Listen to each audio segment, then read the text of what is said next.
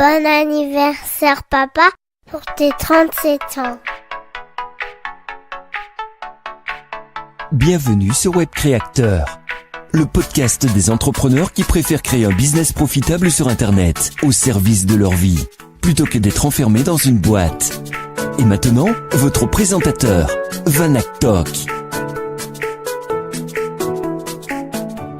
Salut les web créateurs, j'espère que vous allez bien. Moi, c'est la super forme aujourd'hui. C'est mon anniversaire, aujourd'hui le 9 avril 2019. J'ai 37 ans, j'ai probablement quelques rides en plus, mais j'ai rarement été aussi en forme de ma vie. Je suis en train de préparer un marathon pour cette année 2019. Je fais du sport régulièrement, je pète la forme, j'ai plein d'énergie pour alimenter tous mes projets. Et voilà, je suis vraiment ravi de passer le cap des 37 ans avec vous aujourd'hui. Ces dernières années, j'ai pris l'habitude de formuler quotidiennement ma gratitude. Et aujourd'hui, je vais pas faire exception à la règle. Je voudrais vous exprimer, les personnes qui me suivent, soit au travers de Prendre sa vie en main, soit au travers de ce podcast Web Créateur. J'ai beaucoup de gratitude pour le fait que vous me suiviez, que vous me supportiez, que ce soit dans les bons moments ou dans les moments un peu plus difficiles. Et en fait, j'ai envie de dédier ce podcast à tout simplement vous, le public qui me suivez, vous les personnes qui m'écoutez chaque semaine et qui me donnent la force au travers notamment de vos évaluations, mais aussi au travers de vos commentaires, de vos mails que vous m'envoyez. Je vous dédie cet épisode et j'espère vraiment que on va continuer tout simplement l'aventure Web Créateur ensemble pendant encore de nombreuses années. Je serai encore là quand j'aurai peut-être 87 ans, peut-être pas, mais l'idée c'est vraiment de créer quelque chose qui dure dans le temps et pour cela c'est grâce à vous et c'est pour vous en tout cas que je crée ces épisodes. C'est pour moi aussi évidemment dans le lot, dans tout ça, mais c'est parce que ça vous apporte des choses que évidemment et que vous me le témoignez que évidemment je continue tout ça. Aujourd'hui, j'ai quelqu'un que je connais pas depuis très longtemps puisque avec sa femme, je les ai vus pour la première fois en décembre, donc il y a 5 mois à peu près.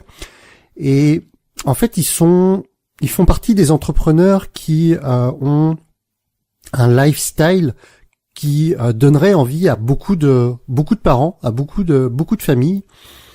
Vous savez, il y a grosso modo 4 grandes catégories d'entrepreneurs. Il y a les entrepreneurs qui veulent tout simplement être les meilleurs de leur marché, de leur thématique, de leur domaine. Il y a les entrepreneurs qui veulent être de super consultants, de super techniciens, par exemple en pub Facebook, qui veulent être de super consultants dans l'informatique et du coup ils sont en mode freelance. Il y a des entrepreneurs qui veulent qui voient les choses en grand et qui veulent vraiment avoir un gros impact pour les humains, pour l'humanité, et du coup ils créent des multinationales. Et puis il y a une dernière catégorie de personnes, d'entrepreneurs, qui sont plus dans un lifestyle business, c'est-à-dire un business qui soit vraiment au service de leur vie et qui leur permette de profiter un maximum des temps avec leurs amis, avec leur famille. Et ces personnes-là qui sont dans le lifestyle business, elles créent une boîte qui leur donne beaucoup de liberté, de la liberté géographique, c'est-à-dire qu'elles peuvent travailler de n'importe où, de la liberté temporelle, c'est-à-dire qu'elles peuvent travailler n'importe quand, et aussi une liberté hiérarchique, puisque en tant qu'entrepreneur, en tant que chef d'entreprise, elles n'ont pas de compte à rendre à qui que ce soit. Et la famille Blo, dont je fais l'interview du papa aujourd'hui, fait partie de cette catégorie d'entrepreneurs lifestyle qui ont une excellente réussite dans le domaine d'Internet. Et j'ai trouvé ça très intéressant de vous faire l'interview de Fabien Blo, qui du coup est le papa de cette famille Blo, de cette famille épanouie, puisque c'est le titre, puisque c'est le nom de leur blog, ainsi que de leur compte Instagram et de leur chaîne YouTube aussi, si je me trompe pas. Et j'ai eu avec Fabien une discussion très sympathique, très transparente au niveau de leur parcours, au niveau au niveau de leur perspective d'évolution, au niveau de leur chiffre d'affaires. Et Fabien est donc quelqu'un que je connais pas forcément très bien, mais qui est vraiment très ouvert à la discussion, et j'ai vraiment adoré discuter avec lui de tous les sujets que l'on aborde dans l'interview qui va suivre.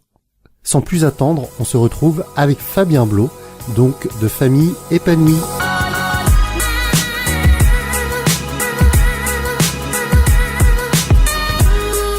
Salut Fabien, comment tu vas aujourd'hui? Salut Vanak, ça va et toi? Bah écoute, ça va super. Donc Fabien, tu es connu avec ta femme pour avoir un business autour de la parentalité. Est-ce que tu peux te présenter? Est-ce que tu peux vous présenter à mon audience, aux personnes qui ne vous connaîtraient pas aujourd'hui? Oui, bien sûr. Eh bien, donc nous avons un blog qu'on a créé avec Amélie, c'était en 2015 de souvenirs, ma femme Amélie, sur la parentalité positive. Donc la parentalité positive, c'est l'idée d'accompagner les enfants de façon différente que ce que la plupart des enfants, donc nous-mêmes, avons été accompagnés, c'est-à-dire plutôt avec parfois une fessée qui fait pas de mal, ou punition, chantage, menace, ou même récompense. Donc dans la parentalité positive, qui englobe par exemple aussi la pédagogie Montessori, l'allaitement longue durée, il n'y a pas de punition, il n'y a pas de menace, il n'y a pas de chantage, on évite les cris, même si c'est pas toujours évident. Voilà, pas de fessée. Et donc on a créé ça en 2015. Okay. L'idée au début, c'était de partager sur le sujet. On avait l'envie d'en vivre de notre passion, parce que ça, quand notre premier enfant est né en 2012, c'était une révélation pour nous. Okay. Et puis maintenant, c'est devenu notre métier à temps plein. Ok, super. Tu disais, on va creuser un petit peu tout ça évidemment. Donc votre premier enfant en 2012, aujourd'hui, vous en avez combien? Alors on a 3 enfants, on a Arthur qui a 6 ans, Gaspard qui a 4 ans et Constance qui a 2 ans. Ok.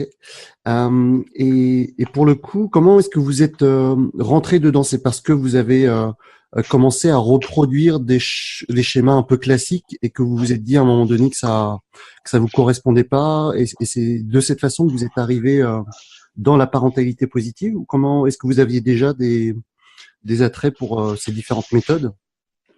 Alors en fait, l'histoire elle commence un peu bizarrement. Quelques années plus tôt, avant qu'on ait notre premier enfant, on habitait à la campagne et il y a un chien, une chienne qui débarque chez nous avec 3 chiots. Et c'était un peu ça ressemblait à des labradors, donc très mignons. Et on se dit, oh, on pourrait en garder un. Et on hésite parce qu'un chien, c'est beaucoup de responsabilités, beaucoup de contraintes. Ouais.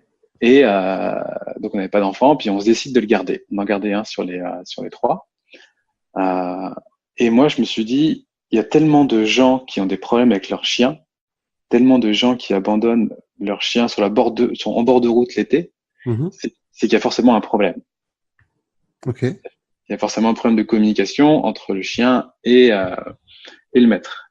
Et donc, pour la première fois de ma vie, donc c'était en 2010-2011, je crois, j'ai commencé à lire des livres, mais des livres qui étaient autres que des fictions ou autres que des livres historiques. Okay. Et pour la première fois, je lisais des livres où j'apprenais des choses. Okay. Et là, j'ai appris que en fait, sur l'éducation canine, du coup. Exactement, sur l'éducation canine. Parce que je me suis dit, il faut que j'apprenne à bien éduquer mon chien, à bien l'accompagner. Okay. Et donc du coup, je me suis rendu compte que la plupart des gens qui éduquaient leurs chiens, ou la plupart des façons où on éduquait les animaux n'étaient pas du tout la bonne. C'était plutôt négatif. C'est-à-dire que l'animal devait obéir un peu bêtement. Et j'ai découvert une méthode différente qui s'appelle l'éducation canine positive, qui n'a strictement rien à voir et qui en fait que le chien coopère et on respecte son animal. Il n'y a pas d'histoire de dominant, dominé. Et donc je me suis dit, avec des résultats extraordinaires avec le chien, c'était vraiment incroyable. Et donc je me suis dit, si ça fonctionne sur les animaux, ça doit forcément fonctionner sur les humains. Ok. Alors, est-ce que vous élevez vos enfants comme des chiens?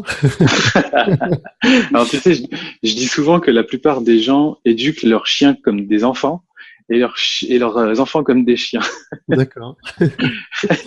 Parce que, en fait, un animal a besoin de récompense, de pseudo-punition, mais c'est pas vraiment punition, pour comprendre, parce qu'on n'a pas le même langage. Et, et les gens ne font pas ça avec leurs animaux, ils leur parlent plutôt comme à un enfant, comme si le chien comprenait ce qu'il leur disait.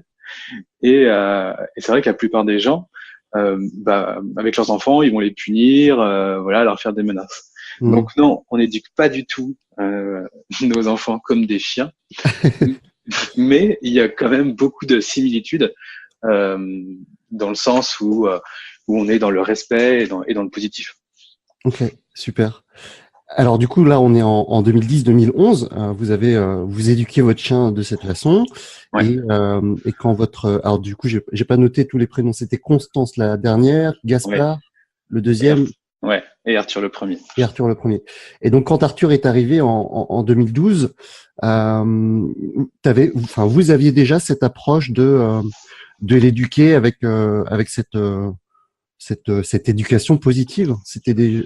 Comment ça s'est passé en fait l'arrivée d'Arthur?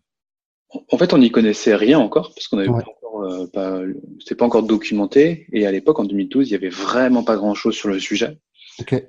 C'était il y a que 7 ans, mais il y avait vraiment rien. Et quand je dis rien, il y avait des livres, mais il y en avait peut-être, je sais pas, seulement une vingtaine sur l'ensemble du domaine. Et donc là, la plus grande difficulté, déjà à la base, ça a été de faire le tri dans tous ces livres qui sont proposés. Parce que il y a beaucoup de livres d'éducation sur les enfants qui sont sur des méthodes classiques, anciennes, qui fonctionnent pas, qui créent des problèmes avec la famille. Je parle de personnes peut-être que tu connais, qui s'appelle Marcel Ruffo, tu connais pas? Non. Il avait sur France 5, il avait une émission et aujourd'hui c'est un auteur à succès. Et là, on est vraiment sur l'enfant doit obéir, écouter. L'enfant est forcément méchant et le parent est gentil. Oui, d'accord. Voilà. Et ce qui est assez classique aujourd'hui dans la plupart des milieux de parentalité, on va dire peut-être 90% des gens raisonnent ainsi, parce qu'en fait ils ne connaissent pas une version différente. Okay. Mais au début, non, on connaissait pas, et en fait on a découvert en même temps que notre enfant. Donc Arthur a un peu essuyé les plâtres de notre chemin vers la parentalité positive. D'accord. Et donc, vous avez commencé par ça, ce qui paraît normal par vous documenter, et vous avez appliqué les choses avec Arthur petit à petit. Et à cette époque-là, vous faisiez quoi au niveau professionnel? Parce que du coup, tu m'as dit que votre blog avait démarré en 2015. Là, en 2012, vous étiez sur quels aspects au niveau professionnel? Alors en 2012, on venait juste de créer notre entreprise, une première entreprise. Okay. En fait, on a quitté nos jobs. Nous étions salariés en région parisienne. Amélie était dans un service achat et moi j'étais dans un service marketing. Et on en avait marre du métro boulot dodo. On se voyait pas. On passait notre temps dans les transports avec nos collègues et ça nous allait pas du tout. C'est pas la vie qu'on voulait. Donc on a quitté. À cette époque-là, vous aviez quel âge là en 2012? Alors ça, c'était en 2009-2010. On avait 27 ans. Ok. Et à ce moment-là, on était très très loin du domaine du business sur Internet qu'on connaît tous maintenant, l'infoprenariat. Ouais. Et on s'est dit, on quitte nos jobs, on sait pas ce qu'on va faire, mais on n'en peut plus. Et vu qu'on n'aura plus rien, on sera bien obligé de trouver un truc. Ok. Vous avez brûlé vos bateaux. Exactement. C'est exactement ça. On a brûlé nos bateaux et là, il fallait trouver une solution. Ok. Donc, on a créé un site e-commerce où on vendait du matériel photo, où on travaillait aussi avec ce qu'on appelle les marketplaces, Fnac, Amazon, Cdiscount, okay. Ouais. Voilà, où en fait, on peut acheter un produit chez Cdiscount, mais Cdiscount propose aussi des produits de ses partenaires. Et donc nous, on faisait partie de ses partenaires. Ok. Et donc voilà, on travaillait beaucoup. On gagnait rien, voire même on faisait des très bons chiffres d'affaires, mais il restait rien à la fin. Ouais. Beau chiffre d'affaires, mais pas du tout de marge, donc énormément de travail et peu de récompenses financières finalement. Exactement. Ok. Et comment vous êtes sorti de cette spirale du coup? En fait, à un moment quand notre enfant est arrivé en 2012 et on continuait à beaucoup travailler et c'était compliqué de l'avoir tout le temps avec nous. Il y avait des clients qui nous téléphonaient. Arthur était à côté, il faisait du bruit, il pouvait se mettre à pleurer. Donc la situation devenait vite invivable, surtout qu'on gagnait rien et on perdait de l'argent même. Et donc on se disait bien qu'on pouvait pas continuer comme ça. Donc repareil, on a quasiment tout arrêté du jour au lendemain pour arrêter de perdre de l'argent en fait. Et c'est là qu'on a créé notre blog. Mais le blog nous rapportait pas d'argent non plus, donc pas d'argent au début, ouais, c'est ça. C'est quand ça décolle. Ok.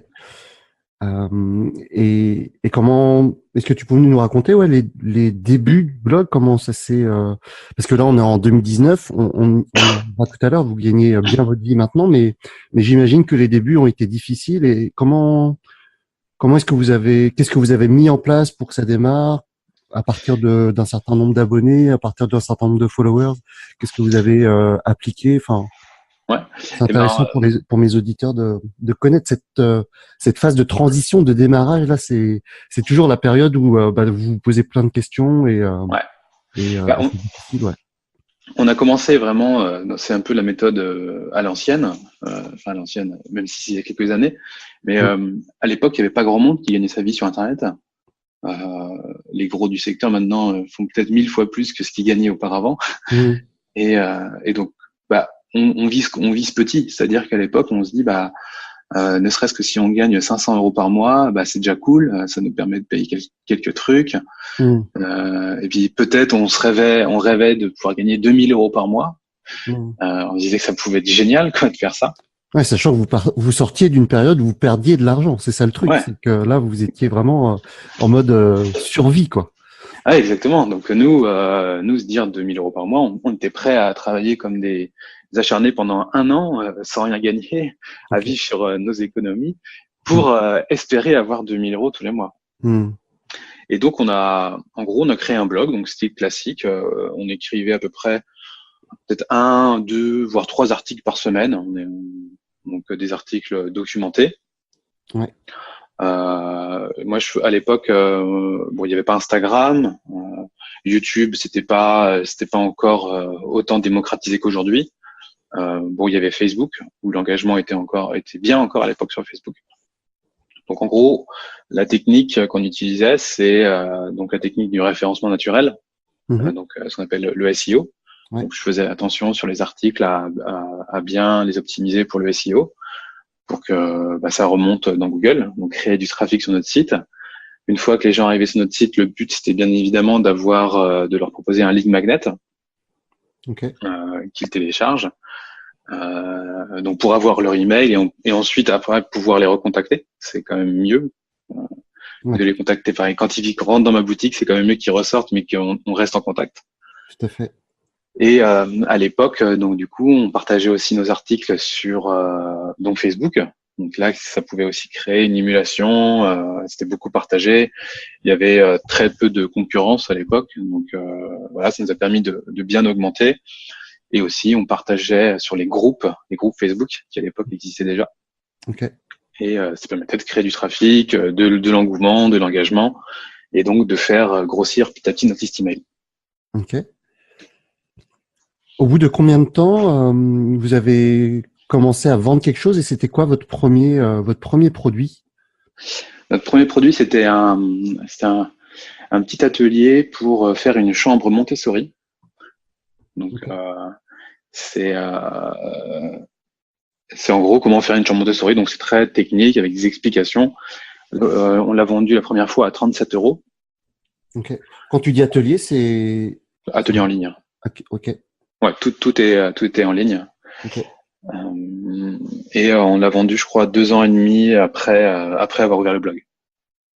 Donc on est déjà en 2017. Ouais, on est quasiment en 2017, ouais. Ah, c'est fou je pensais que. Parce que quand je connais vos résultats aujourd'hui en 2019, je me dis waouh. On va y revenir, mais Donc premier atelier au bout de 2 ans et demi de création de blog, donc en 2017, un atelier à 37 €, Ouais, et là on a commencé à voir que c'était possible de gagner sa vie. Ah, c'était en 2016, pardon. C'était en 2016. C'était en 2016.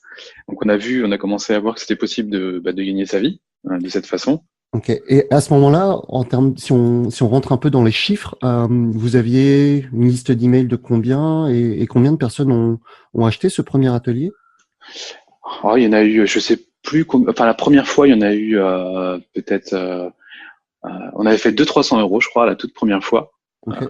sur une liste de deux. J'avais segmenté la liste, parce que j'avais peur d'envoyer à tout le monde, j'avais peur de que ça marche pas, donc j'avais fait sur une petite partie. Donc, je crois qu'on avait sélectionné que 200 ou 300 personnes et on avait fait pareil 200 ou 300 euros. Donc en moyenne 1 euro sur l'email, Ok. si on peut comparer là-dessus. Et après, on a envoyé et on a fait vite d'autres produits et on est arrivé à peu près aux 5 000 euros par mois.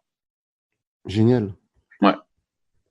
Donc toujours des ateliers autour de enfin toujours des produits en ligne autour de la parentalité.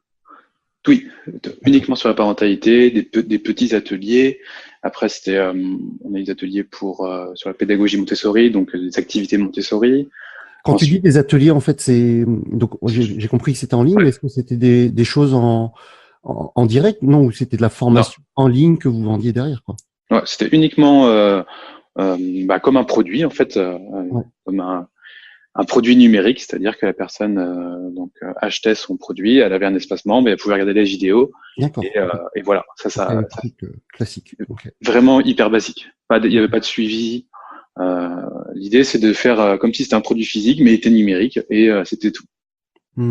Et donc aux 5 000 euros, lorsque vous êtes arrivé aux 5 000 par mois, là, vous aviez une liste email de combien à peu près? Oh bah ça a dû monter entre 10 et 20 000 je pense. Ok. J'avoue que nous l'idée c'est que on cherchait simplement à gagner, enfin à être libre, c'est tout. Mm. Et Mm. je regardais même pas les chiffres, les métriques, ça m'intéressait vraiment pas. Ok. C'était et puis du coup nous on voulait pas, voilà, on voulait rester tranquille. Donc on n'a jamais cherché à faire beaucoup plus d'argent Ok. parce que ça nous allait, c'était la liberté, c'était cool. Ouais, parce que du coup, pour avoir assisté, et c'est comme ça qu'on s'est connus, enfin que je vous ai vu pour la première fois, pour avoir assisté à votre intervention au Biz Club en décembre 2018, j'ai cru percevoir qu'il y avait une vraie volonté de voyager avec toute la famille. Enfin, c'est quelque chose que vous aimez beaucoup. Ouais, ça fait, on voyage environ 3 à 4 mois par an. Euh, Ouais. la dernière, voilà, on a voyagé 4 mois, on a fait les Philippines, Cuba, Mexique, tout le sud de la France. Qu'est-ce qu'on a fait? On était au Maroc. Hmm. Et généralement, à chaque fois, on part pour un mois. Hmm. Et c'est ça qui est, enfin, que les gens ont peut-être du mal à percevoir, mais tous ces voyages sont évidemment faits avec vos enfants, Ouais. qui ont, tu l'as dit tout à l'heure, qui sont pas forcément très grands, et beaucoup de parents en fait se mettent des barrières par rapport à ça. Ah ben non, il est trop petit, alors on va pas pouvoir voyager dans tel ou tel pays. Et c'est vrai que vous avez adopté ça très très vite, même avec des enfants de bas âge. Et comme tu l'as souligné, hein, c'est vraiment cette liberté que vous vouliez mettre en avant au travers de ce business en ligne, et c'est quelque chose qui est assez remarquable chez vous, quoi. Donc c'est chouette. Donc là, les 5 000 euros par mois, on est dans l'année 2016, Ouais, même 2017. 2017. Ouais, 2017, là. Donc aujourd'hui, les offres que vous avez créées, vous continuez à les vendre, ou vous êtes plutôt dans une approche où vous créez de nouveaux produits, de nouvelles offres? Est-ce que Bah, vous, ouais, recyclez c'est, vos anciens trucs? ces choses-là, on les a toujours. Ok, Donc maintenant, elles sont toujours en vente, mais on les pousse pas du tout. ok. Pourquoi? Tout simplement parce que ce sont des petits produits. Alors, maintenant, ils sont plus à 37 euros, ils sont à 197 euros. Ok. Donc ça a changé parce qu'on s'est rendu compte que ça apportait beaucoup de valeur quand même. Ouais. Que 37 euros, c'était vraiment c'était un cadeau, mais un réel cadeau pour les gens. Hmm. Et que il y a aussi un problème, c'est que quand ça coûte vraiment pas cher, les gens sont beaucoup moins impliqués Ouais. dans les changements et suivent beaucoup moins les ateliers. Et nous, ça nous embête vraiment au niveau éthique, Hmm. que quelqu'un achète un produit chez nous Hmm. et qu'il n'ait pas de résultat.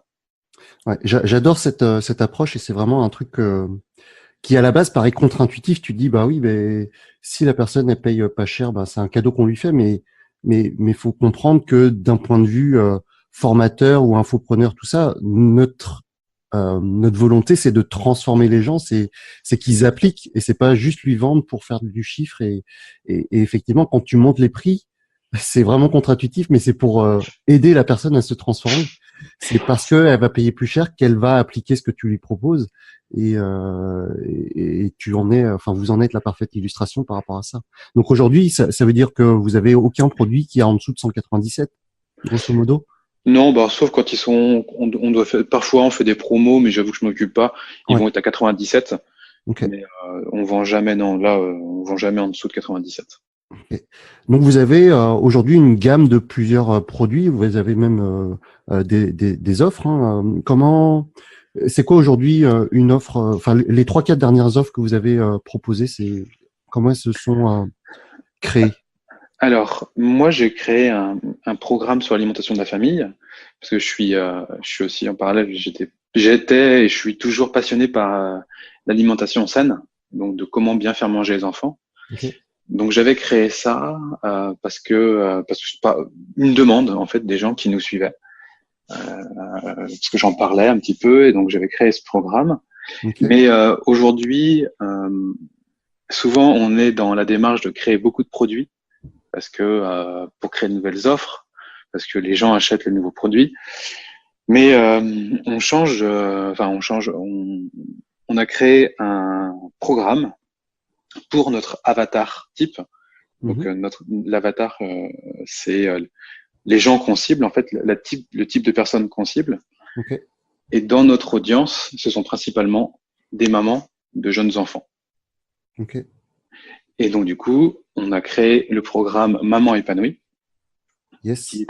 qui est un programme qui permet aux mamans de devenir sereines et épanouies grâce à la magie de la parentalité positive. C'est un programme qui dure environ 4-5 mois. Tout est en ligne aussi. Bon, il y a un groupe Facebook, il y a une petite communauté. L'idée, c'est que les mamans se retrouvent soit ensemble, Mhm. et puis qu'elles aient du contenu en ligne. Et l'idée, c'est de les amener étape par étape pour qu'elles fassent une introspection sur elles-mêmes. Voilà, première étape, c'est elles arrêtent de crier sur leurs enfants. Et Mhm. étape par étape, voilà, elles sont plus sereines. Elles communiquent à l'ensemble de leur famille leur sérénité. Donc l'idée, c'est qu'elles deviennent une famille épanouie. Mais c'est bien d'être une famille épanouie, mais il faut être capable de que ça dure dans le temps. Donc là, c'est la 4e étape du programme, c'est famille épanouie à vie Ok. pour que ça dure réellement. Et l'objectif maintenant, c'est notre focus numéro 1, c'est Ouais, que ok. voilà, c'est que les mamans qui viennent chez nous, qui viennent nous découvrir, doivent avoir connaissance de ce programme parce qu'on sait que ça peut leur changer la vie. Ok. C'est votre programme phare, c'est celle que vous mettez en avant Ouais, la plupart du temps. Ok. C'est votre véhicule en fait, c'est le véhicule de votre entreprise aujourd'hui. voilà. S'il y a une chose à retenir, c'est celle-là. Alors c'est nouveau, on l'a créé en décembre. Ok. Décembre 2018. Donc, Ouais, décembre très 2018, dans une récent. volonté en fait d'impacter beaucoup plus le monde entre guillemets Mhm. et d'arrêter de que penser à nous parce qu'avant en fait on pensait plus à nous en disant on voulait être libre avec notre activité sur internet. Maintenant tout ça c'est fait, on est libre, voilà, tout va bien pour nous. Et maintenant notre mission c'est d'aider voilà un max de mamans euh, un peu naïvement essayer de changer les mentalités voilà, des Français sur l'éducation des enfants et que les mamans comprennent qu'elles peuvent être sereines et épanouies parce que quand on a un enfant, quand on va au travail ou quand on passe sa journée avec ses enfants, bah, on peut vite les mamans ont une très grosse charge mentale qui Ouais. est pas toujours évident à gérer pour elles Mm. et Amélie les accompagne justement à bien gérer ça. Super. J'adore l'idée qui est véhiculée au travers de ce programme. Est-ce que tu peux nous dire comment le parcours client, le parcours d'une maman qui est amenée à acheter ce programme, c'est quoi? Elle vous découvre alors aujourd'hui, vous n'êtes pas que sur le blog. Hein, je crois savoir que vous avez une Ouais. grosse communauté sur Instagram. Je sais pas Ouais. si vous avez une chaîne YouTube aussi. Est-ce que tu peux nous dresser le portrait des différentes portes d'entrée possibles pour arriver chez vous, pour arriver dans votre liste email, et ensuite comment est-ce que le processus de vente se met en place? Alors nous, on est encore sur un système totalement à l'ancienne. Ok. On n'a pas encore basculé sur ce qu'on a envie de faire, les nouveaux projets. Nous, on ne fonctionne que sur Traffic Show. Ok. Donc, c'est-à-dire que il n'y a pas de parcours client quand les gens rentrent chez nous. Ils sont juste dans ce qui est une erreur. Ils rentrent dans notre base email et ensuite, on communique les emails à tout le monde sans stratégie particulière. Si un tel est rentré par Facebook, sur le blog ou compagnie, on communique sur les réseaux sociaux. Donc, on a environ 30 000 personnes sur Facebook, pareil sur Instagram et un petit peu plus, je crois, sur YouTube. Après, la volonté n'a jamais été d'avoir beaucoup d'abonnés sur les réseaux, mais ça s'est fait au fil du temps, de façon naturelle. Et donc, on communique vers nos abonnés, de cette façon. Ok. Donc, du coup, les ventes de vos produits se font exclusivement via email, via l'emailing. Ouais. Vous les redirigez derrière vers une page de vente classique et les personnes les achètent. Ok. Il n'y a pas forcément de webinaire où vous faites ça aussi de temps en temps? Alors, on en a fait un premier en février. On en a fait un premier Ah oui, donc c'est très récent. vu que le programme, on a lancé le programme entre le 23 et le 29 décembre, Ok. au pire moment de l'année. Mais, c'est ça. mais on s'est dit, allez, on n'attend plus, on le lance. Et là, on est en mars, donc on a fait un webinaire. Mais pareil, sur les gens qui étaient déjà dans notre liste, Ouais. donc, limite qui connaissaient déjà l'offre, donc là ils ont pu la reprendre. Mais l'objectif maintenant, ça va être d'aller sur du trafic froid, c'est-à-dire des gens qui ne connaissent pas. J'avoue que ça nous fait un peu peur. C'est intéressant ça parce que, je sais pas si t'es ok pour partager un petit peu votre chiffre d'affaires. Ouais. Alors on a, en gros, le programme était à 500 €. Ouais. Donc il y a différentes modalités de paiement, donc ça monte jusqu'à 10 fois 57. Et pendant le lancement, on a fait 380 ventes. Ok. Après, on a fait une réouverture. Dans la réouverture, on a fait un peu plus de 50. Et dans le webinaire, on a dû en faire aussi 50. Ce qui fait que, on doit arriver à 500 ventes à peu près, quoi. Ouais, 500 ventes, un peu plus, je crois. Un peu. On va dire qu'il y a 500 ventes réelles avec les remboursements et tout. Okay. Voilà, il y a de mémoire. Ouais, je suis pas à fond sur les chiffres, mais on a fait entre 450 et 500 ventes. Okay. Donc à 500 €, on est à peu près sur du 250K quoi de chiffre d'affaires. Ouais, voilà, c'est ça. À peu près, c'est ça. Et en fait, c'est ça que je veux souligner, c'est que même à ces chiffres-là, qui pour un débutant ou quelqu'un qui démarre sur Internet, ça paraît énorme, mais ce qui est intéressant, c'est que même avec ces chiffres-là, vous flippez à l'idée de migrer vers le trafic froid et voilà, en fait, c'est juste pour souligner le fait que c'est pas parce qu'on a des beaux chiffres que c'est plus facile en fait de mettre en place de nouvelles choses pour toutes les personnes qui débutent et qui ont peur de lancer leur première vidéo sur YouTube ou qui sont dans cette phase-là. Même quand on a des revenus à 6 chiffres, on a quand même cette peur-là qui peut nous hanter. De toute façon, pour rencontrer quand même régulièrement des entrepreneurs, chose que je ne faisais pas avant, on était un peu dans notre coin et ça aussi c'est une erreur. Et pour les gens qui nous écoutent, je vous invite vraiment à côtoyer des gens qui sont comme vous, même qui sont toujours au-dessus de vous. Vous apprendrez à une vitesse grand V. Et une des choses qui m'avait aussi étonné et frappé, c'est qu'en fait, ces personnes étaient exactement comme moi. C'est-à-dire que des personnes qui pouvaient faire 500 000, 1 million, voire plus, étaient des personnes qui avaient des craintes, qui doutaient, qui se remettaient en cause perpétuelle, qui étaient absolument pas sûrs, qui avaient confiance en eux, mais qui n'étaient pas bourrés de certitude. Et je me suis rendu compte que c'était peut-être ça aussi qui pouvait faire le succès. C'était d'être des gens simples et simplement de chercher toujours à être meilleur et à se remettre en cause permanente. Et aller vers cette voie cette voie un petit peu challengeante où tu sors de ta zone de confort, c'est là où tu t'améliores, là typiquement, hein, c'est là où vous allez améliorer votre business en allant vers la conquête du trafic froid. Mais tu vois, c'est valable dans n'importe quel business, dans n'importe quelle thématique et peu importe l'entrepreneur que vous êtes. C'est ça c'est ça l'idée, quoi. Bien sûr, je pense que le plus important, c'est la vision. C'est-à-dire, qu'est-ce qui nous anime, qu'est-ce qu'on veut réellement faire. Donc, c'est d'avoir un objectif. D'ailleurs, notre objectif, nous, a changé. Avant, c'était la liberté, c'est-à-dire être libre géographiquement, financièrement. Donc, et surtout pas avoir, par exemple, des gens avec qui on travaille, des employés ou autres, parce que ça demandait moins, on perdait de la liberté. Ouais. Et ça a été fait. Voilà, on l'a fait. Et maintenant, l'autre vision qu'on a, c'est d'aider vraiment, vraiment, vraiment beaucoup, beaucoup de familles. Ça, c'est ce qui nous anime le matin, c'est ce qui nous fait nous lever, c'est ce qui nous challenge. Et par contre, ça, on peut pas le faire tout seul, par exemple. Donc, sortie de zone de confort, c'est de travailler avec d'autres personnes. Alors, ça veut dire quoi? Ça veut dire des partenaires ou ça veut dire que vous embauchez des personnes ou que vous avez recruté? Embaucher ou là on est en train de voir la stratégie qu'on met en place ou avoir des prestataires donc qui travaillent pour nous donc un truc tout simple mais ça peut faire rire mais pendant des années c'est moi qui faisais les montages vidéo des vidéos YouTube des vidéos de formation et ça n'a été délégué que depuis le mois de janvier.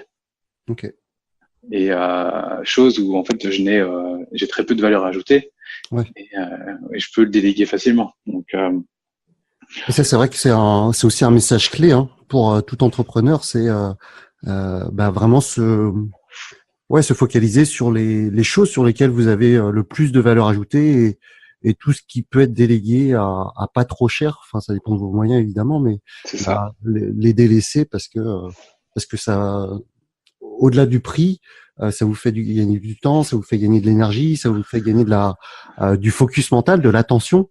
Donc c'est hyper important tout ça pour après se dégager du temps pour réfléchir à de nouvelles stratégies, pour réfléchir à de nouveaux produits et là où vous avez de la vraie valeur ajoutée. Ouais, tu as raison, c'est exactement ça. Après, c'est souvent ce qui fonctionne, c'est toujours les choses les plus simples. Et quand on démarre, on part dans plein de trucs compliqués et parfois des choses inutiles. Donc attention non plus de ne pas déléguer des choses inutiles.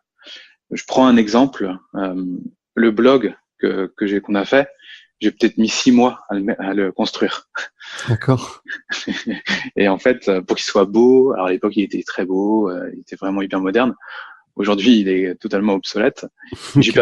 J'ai perdu beaucoup de temps sur un sujet qui n'avait strictement aucun intérêt, ou du moins pas pour démarrer. Que le blog soit beau, c'est pas le plus important. Le plus important, c'est le message qu'on a à passer et comment on peut le diffuser à un maximum de personnes.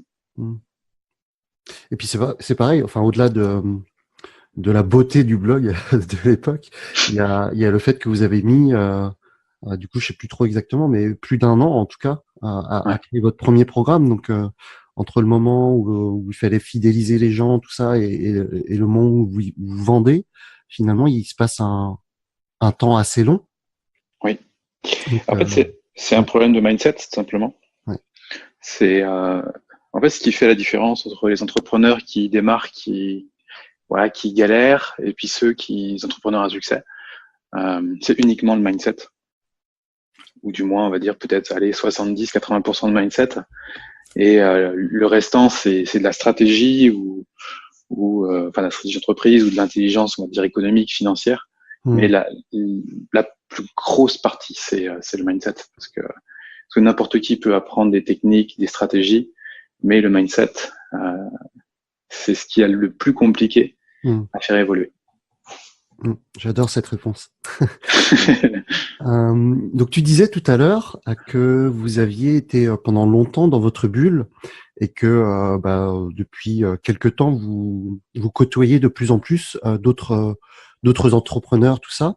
Je voulais revenir sur ce point. Comment ça veut dire quoi aujourd'hui côtoyer plus d'entrepreneurs par le biais de quels événements, de quelles choses, de quelles rencontres est-ce que vous côtoyez ces autres entrepreneurs?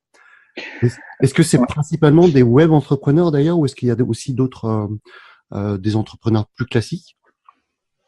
Alors, en fait, moi, quand on était un peu tout seul dans notre coin, je voyais les réunions de web entrepreneurs, d'infopreneurs. Je voyais ça un peu de loin en disant que c'était vraiment des trucs juste pour se voir, qui servaient pas à grand-chose, voilà.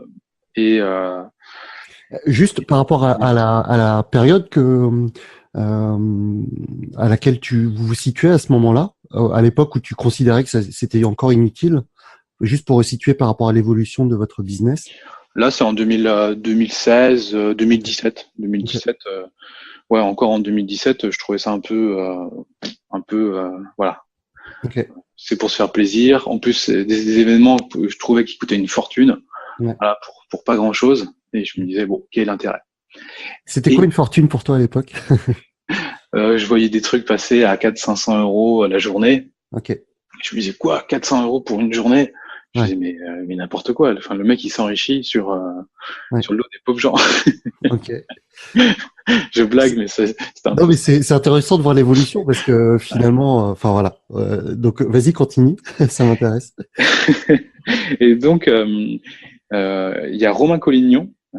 Pour ceux qui ne le connaissent pas, c'est un entrepreneur qui avait un blog sur le décodeur du non-verbal, qui a lancé un groupe sur Facebook sur le web marketing, sur le marketing. Et je vais l'interviewer très prochainement, c'est prévu. Mais, donc les gens qui le connaissent pas encore, le connaîtront bientôt. Génial. Vous allez voir, Romain est extraordinaire. Et il donnait beaucoup de contenu sur son groupe Facebook, beaucoup de contenu gratuit, beaucoup de valeur, et ça m'intéressait beaucoup. Et j'aime beaucoup aussi le personnage. Il est très très gentil, très bienveillant, un peu à l'inverse du patron que les gens s'imaginent, le patron méchant, c'est un peu véreux et tout, ou l'image que je pouvais moi-même en avoir de loin. C'est-à-dire que je pensais que les gars qui faisaient beaucoup d'argent, c'était forcément des gars qui faisaient des trucs hyper limites. Bon, il y en a, bien évidemment, mais j'avais un peu englobé ça dans mes croyances limitantes, que pour gagner beaucoup d'argent, fallait pas être honnête. Tu vois. Je pense que c'est le cas de beaucoup de personnes d'une manière générale en France, particulièrement. Oui, tout à fait. Ouais, c'est vrai. Et j'étais un peu dans cette dynamique-là. Et quand j'ai vu qu'il faisait un mastermind, alors c'est un mastermind, ça coûte, voilà. Pour nous, c'était beaucoup d'argent. Ça correspondait quand même à plus de peut-être 15 ou 20% de notre chiffre d'affaires. Et je m'étais dit, alors la première année, j'avais. À l'époque, il était à 15. Ouais, c'est ça. La première année, il était à 15. Et en fait, vu que je ne savais pas les autres personnes qui allaient à l'intérieur, j'ai refusé. Parce que j'avais besoin en fait d'avoir un environnement que je connaissais, un peu familial. Et je voulais pas être que avec des gens qui étaient là uniquement pour gagner de l'argent. Donc j'ai pas donné suite la première année. Et puis en fait, quand j'ai vu les membres qu'il y avait un peu sur les postes qu'ils mettaient et l'énergie qui se dégageait. Donc la deuxième année, je me dis allez go, je me lance et tout, ça a l'air cool. Et puis là, j'ai découvert des gens vraiment extraordinaires, une famille. Le mot est un peu fort. D'ailleurs, c'est un peu comme ça qu'il le présente. Il dit, on rentre un peu dans une famille. Ça me faisait un petit peu sourire, heureusement, quand il disait ça. Je sais, bon, il essaie de me vendre son truc. Et on n'en est pas loin. Hein. On n'en est pas loin. Il y a vraiment de la chaleur, de l'humanité. On est là pour s'entraider, s'aider. Mais on n'est pas là pour l'argent est un moteur bien évidemment parce que c'est la seule métrique qui peut qui montre aussi qu'on avance. Mais voilà, il y a beaucoup d'autres valeurs qui sont partagées dans le groupe et c'est extraordinaire. Yes. Du coup, donc là on est en 2017, hein, c'est ça à peu près. Là on est en 2018 là. On est 2018. ouais. Et donc, tu fais partie de ce mastermind alors que tu considérais que les réunions d'un mastermind a plus de 5 chiffres l'année, alors que tu considérais que les réunions de web entrepreneurs étaient inutiles. Est-ce que tu est-ce que tu participes du coup à d'autres événements, à des séminaires, à des immersions, même si j'ai un peu la réponse moi, mais pour les gens, c'est intéressant de savoir. Alors, en fait, quand je participe à ce mastermind avec Romain, c'est parce que je sais qu'il y a des entrepreneurs de haut niveau Ouais. et que je suis dans les plus petits. Donc, c'est ça qui m'intéresse beaucoup, Mm. plutôt que d'être mélangé avec plein de gens. Voilà. Et donc, c'est le premier événement qu'on a fait. Ok. Et puis, mais quelques mois avant, il y avait Alexandre Ross qui nous a proposé, parce qu'en fait, il a eu un petit garçon qui s'appelle Noah avec sa femme Emma. Et puis, Ouais. il nous suivait sur les réseaux sociaux et vu qu'il aimait bien ce qu'on faisait, et il nous a proposé de venir d'être speaker au Biz Club Live. Yes. Là où je vous ai Donc, vu. voilà, tu nous as rencontrés.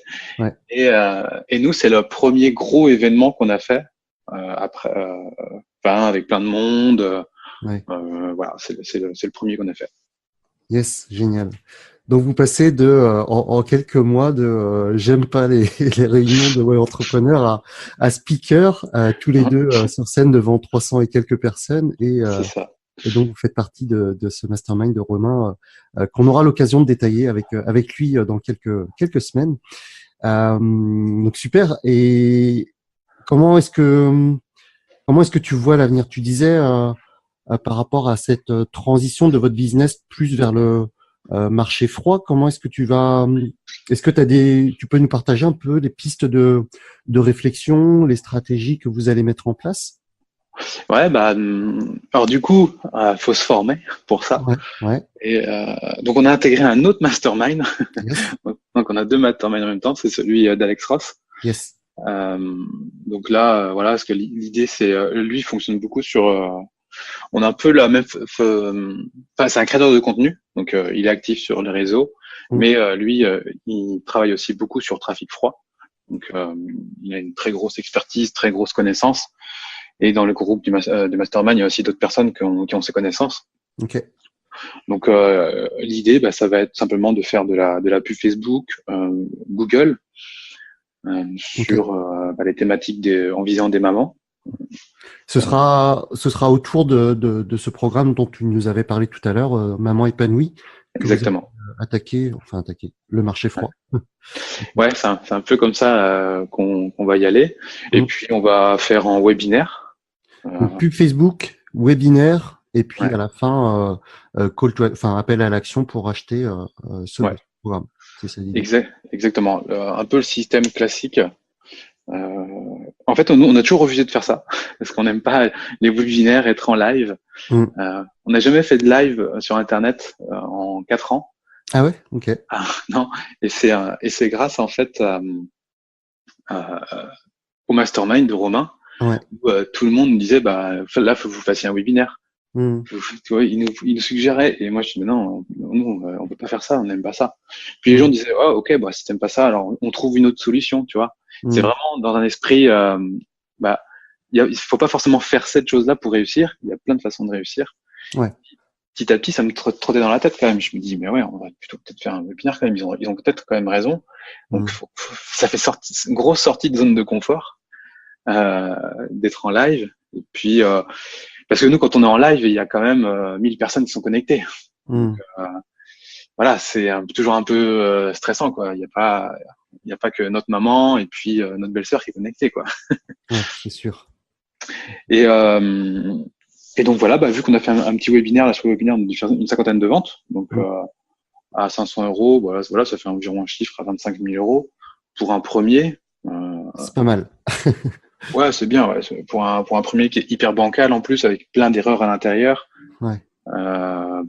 Avec un webinaire qui a coupé en plein milieu, les gens ont dû se reconnecter. Ouais. Donc voilà, système classique. Après, on a d'autres projets.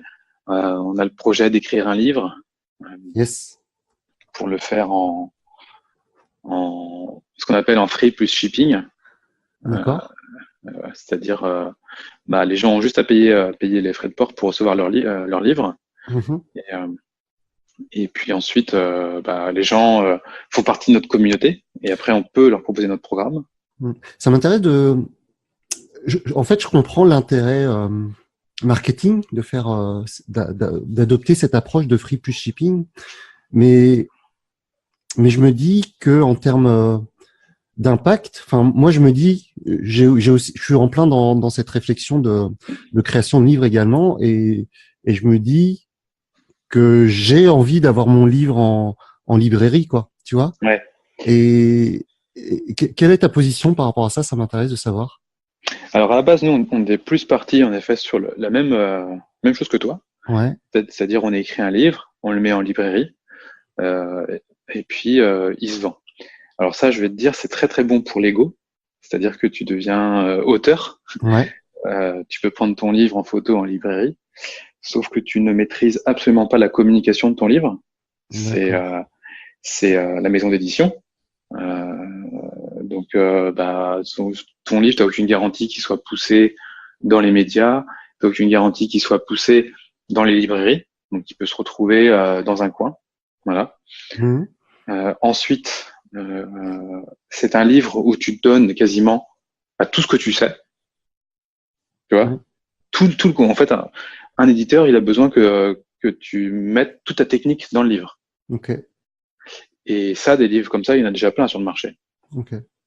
Donc aujourd'hui, faire un livre de plus sur la parentalité positive, pour nous, il n'y a pas de, voilà, il n'y a pas d'intérêt en fait, il y a déjà beaucoup de choses qui sont Mhm. disponibles. Et les gens qui veulent changer, ils lisent tous les bouquins sur la parentalité Ok. et peut-être qu'ils changeront, mais beaucoup lisent et n'arrivent pas à changer. Parce que lire un livre, c'est bien, mais s'il n'y a pas l'accompagnement, comme on a dit, en formation, en Ouais. vidéo, Ouais. on n'a pas les mêmes résultats. Ok. Donc, si je reformule, l'idée c'est de maîtriser la communication du livre et que ce livre finalement soit un tremplin pour que les gens ensuite continuent avec vous et que vous puissiez mieux les accompagner dans leur changement, dans leur transformation. Ouais, c'est ça. C'est vraiment qu'il y ait des vrais résultats avec ce livre. Ok. Je vais prendre un exemple. C'est le livre d'Olivier Roland Ouais. qui est excellent. Dans ce livre, il y a tout en fait. Il y a absolument tout pour se lancer sur Internet. Hum. Et au final, enfin, il y a pas de chiffre, mais je ne suis pas sûr qu'il y ait beaucoup de gens à la lecture du livre, Qui voilà, vont vraiment appliquer. bien sûr, parce qu'en fait, on est tout seul, Ouais. on a plein de questions, il y a pas. Alors après, les gens vont le suivre aussi, Olivier Roland, donc ça lui permet aussi lui de promouvoir aussi son activité. Donc c'est une Hum. stratégie différente. Bon après, Olivier Roland, lui, il a vendu beaucoup, beaucoup, beaucoup de livres, donc Ouais. cette stratégie est très bonne. Mais nous, à notre niveau, on n'a aucune garantie de faire aussi bien qu'Olivier Roland en termes d'impact Ok. et de vente de livres, quoi. Ok. Ok. Intéressant. Merci de m'avoir partagé ton point de vue. Avec plaisir. Fabien, je voudrais te poser trois questions que je pose régulièrement. Je dis pas systématiquement parce que j'ai fait quelques oublis par le passé, mais régulièrement à mes invités. La première de ces questions, c'est est-ce que tu as acheté un objet ou quelque chose de moins de 100 euros récemment, dans les 6 derniers mois, disons, qui impacte ta vie ou qui pourrait impacter la vie des personnes de ton entourage. Donc, quel est cet objet? C'est pas évident. J'achète peu de choses. On est dans une démarche minimaliste. Ok. Mais alors, je sais pas si c'est, on va dire, Peut-être un truc par rapport aux enfants, je sais pas. non, ça va être plus par rapport à l'infoprenariat. Euh, D'accord. Cool. c'est pour les gens qui font des vidéos sur Yes. Internet. Je vous invite à acheter le micro Rode Smart Lav Plus, qui est un micro cravate, Ok.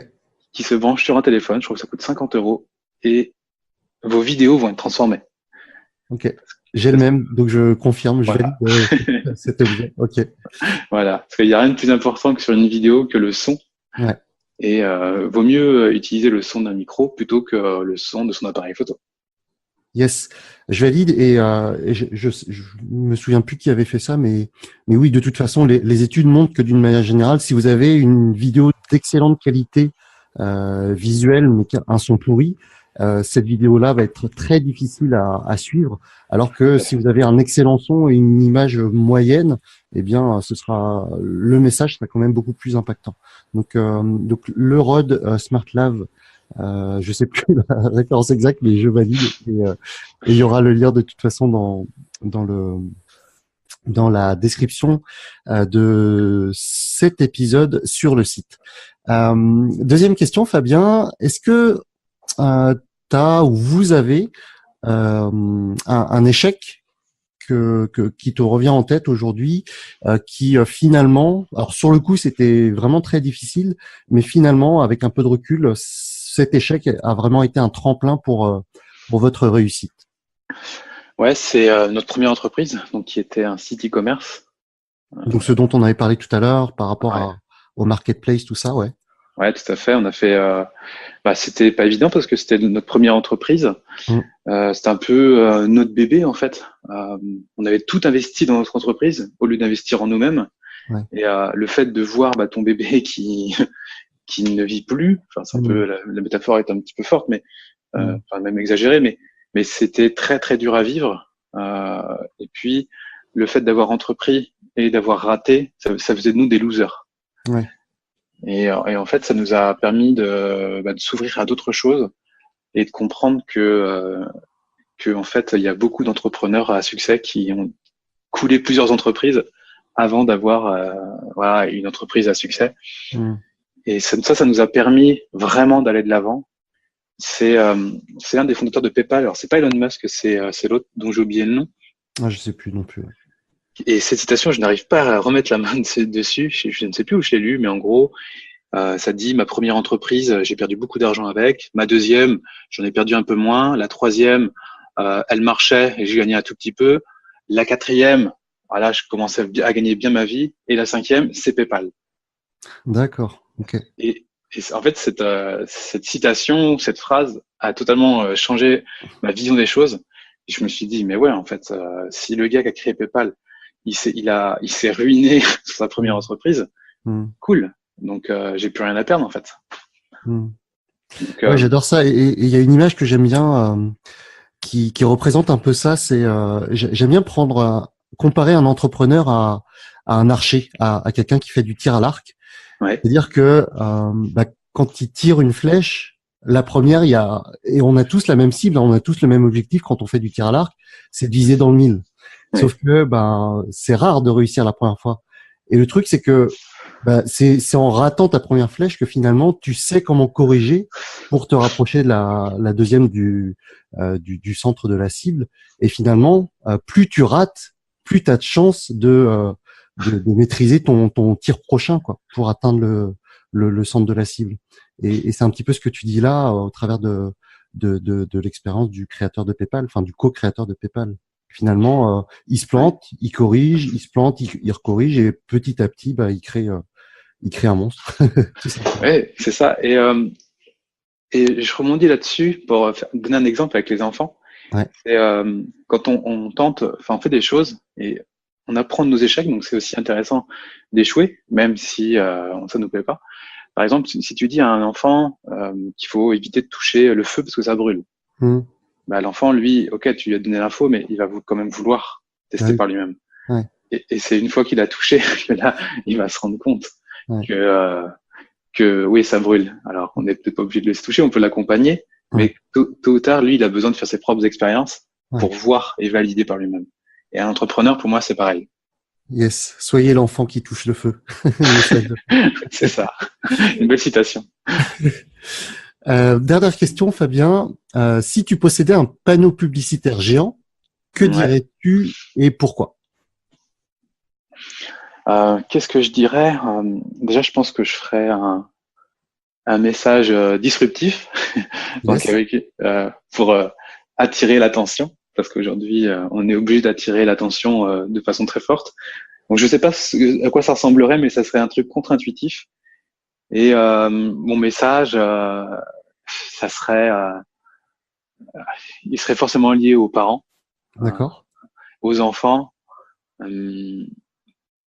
En gros, je dirais, commencez à vous écouter, à avoir confiance en vous et arrêtez d'écouter ce qu'on vous dit ou ce que la société véhicule. En fait, soyez les maîtres de votre vie.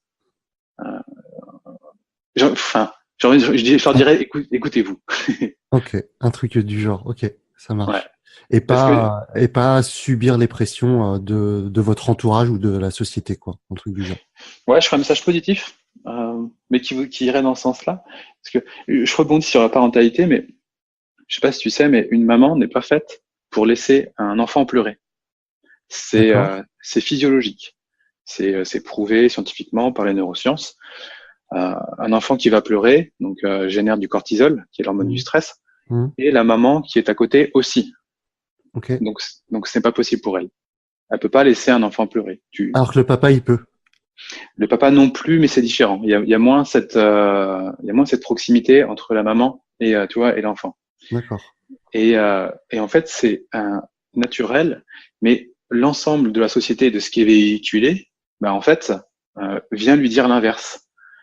Et en fait, ça vient invalider son message naturel, qui est que ton enfant, tu dois le prendre avec toi, tu dois le choyer, tu dois t'en occuper parce que c'est ce dont il a besoin le plus.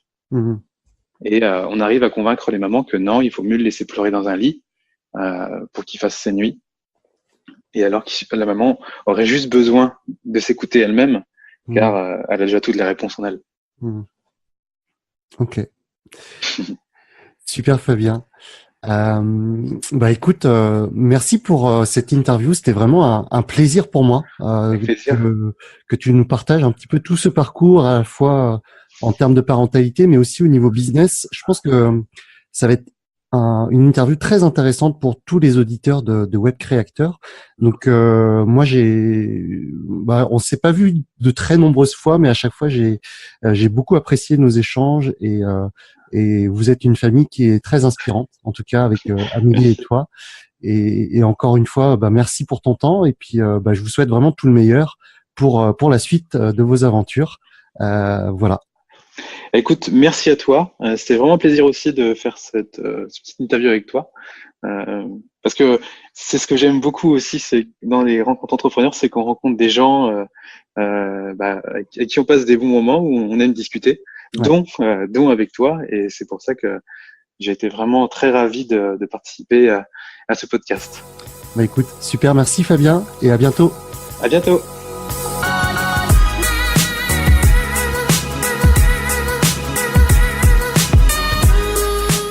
Voilà, j'espère que cet épisode vous a plu. En tout cas, comme je vous le disais en introduction, j'ai vraiment pris beaucoup de plaisir à discuter avec Fabien qui, avec sa famille, avec Amélie et ses enfants, représente bien ce à quoi peut correspondre un lifestyle business.